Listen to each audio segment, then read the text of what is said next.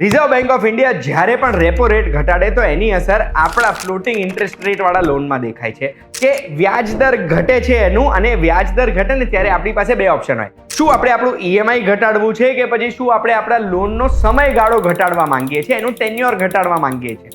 એનો જવાબ મારી પાસે છે. કેલ્ક્યુલેશન કરીને તમને સમજાવીશ ને તમે જો સમજવા માંગતા હોય તો એના માટે ધ્યાનથી સાંભળજો. હું તમને એક વાત કહું.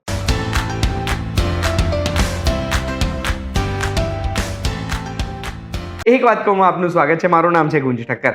સૌથી પહેલા આપણને આપણો હક ખબર હોવો જોઈએ. હક શું છે કે અગર જો વ્યાજદર વધે છે કે પછી વ્યાજદર ઘટે છે ફ્લોટિંગ ઇન્ટરેસ્ટ રેટ લોનમાં, તો બેંકની જવાબદારી બને છે કે એ આપણને પૂછે કે શું તમારું ઈએમઆઈ વધારીએ કે ઘટાડીએ, કે શું તમારું ટેન્યોર વધારીએ કે ઘટાડીએ, અગર ઈએમઆઈ સેમ રાખવું છે. અને આ રિઝર્વ બેંક ઓફ ઇન્ડિયાએ ખુલાસો કરેલો ઓગસ્ટ 2024ની એમની એક નોટિફિકેશનમાં.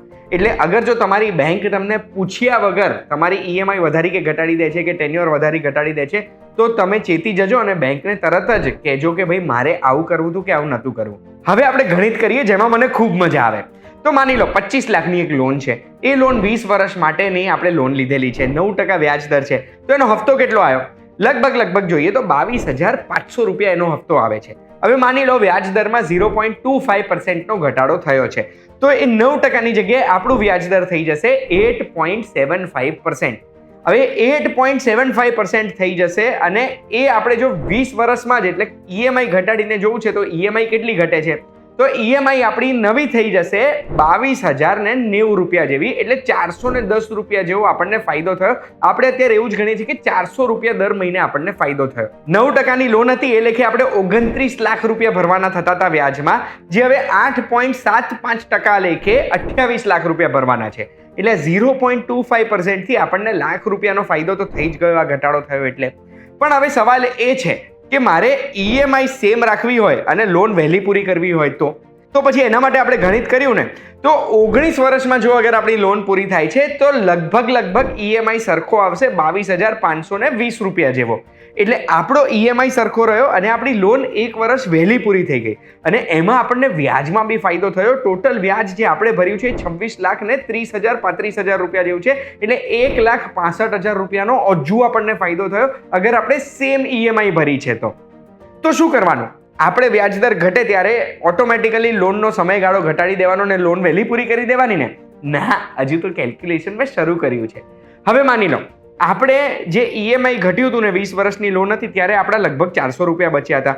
હવે એ 400 રૂપિયા એમ નાની રકમ છે, આપણે એમને વેડફી દઈએ ખબર બી નહીં પડે, પણ એ 400 રૂપિયા આપણે ઇન્વેસ્ટમેન્ટ ચાલુ કરીએ. એ 400 રૂપિયા હું તમને સેફ અને સિક્યોર ગવર્મેન્ટની ટેક્સ ફ્રી સ્કીમ છે એમાં જ ઇન્વેસ્ટ કરવાનું કહીશ. તો પીપીએફમાં અગર આપણે ઇન્વેસ્ટ કરીએ તો 7.1% આપણને રિટર્ન મળે છે એમાં. એ આપણે અગર જો પીપીએફ 15 વર્ષ માટે કરી છે, 5 વર્ષ માટે આપણે એક્સટેન્ડ બી કરી શકીએ, તો 20 વર્ષ માટે દર મહિને 400 રૂપિયા જેમાં ભરીશું ને, તો એ 20 વર્ષ પછી આપણી મૂડી બની ગઈ હશે 2,11,000, અને એ પણ ટેક્સ ફ્રી. એટલે લગભગ 40-45,000 રૂપિયાનો હજુ આપણને ફાયદો થયો અગર આપણે ઈએમઆઈ સેમ રાખી તો. હવે આ તો મેં સેફ અને સિક્યોર પીપીએફ તમને કીધું. માની લો તમને એવું થાય છે કે યાર મારે એસઆઈપી કરવી છે કે પછી અડધું પીપીએફમાં નાખવું છે, અડધું એસઆઈપી કરવું છે, તો પણ આપણે અગર 10% રિટર્ન મેળવીએ છીએ તો 20 વર્ષે આપણી મૂડી બની જશે 3 લાખ રૂપિયા. એમાંથી હા થોડો ટેક્સ બાદ થશે.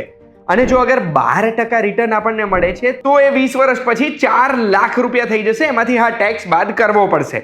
બટ બેસિકલી આ ગણિત પ્રમાણે મને એવું દેખાય છે કે ફાયદો ઈએમઆઈ ઘટાડવામાં છે. પણ ક્યારે?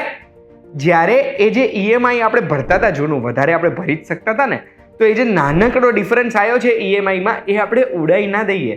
એ પૈસા આપણે ક્યાંય ઇન્વેસ્ટ કરીએ જેનાથી એનાથી પણ એક અલગ મૂડી બનતી થાય. યાર વધારે પૈસા ફ્યુચરમાં આવે તો શું ખોટું છે? અગર જો તમને એવું લાગે છે આ 400 રૂપિયા તમે વેડફી કાઢવાના છો, તો પછી આપણે 1,65,000ના ફાયદામાં ખુશ છે, અને તો પછી તમે તમારા લોનનો સમયગાળો ઘટાડી દો અને લોન વહેલી પૂરી કરી દો. આ વિડીયોની માહિતીથી તમને જો એક નવું ગણિત, નવું દ્રષ્ટિ મળી હોય તો બસ આવી જ માહિતી માટે એક વાત કહું, જોતા રહેજો અને આ વિડીયો લાઈક બટન દબાઈને પછી જ આગળ જજો.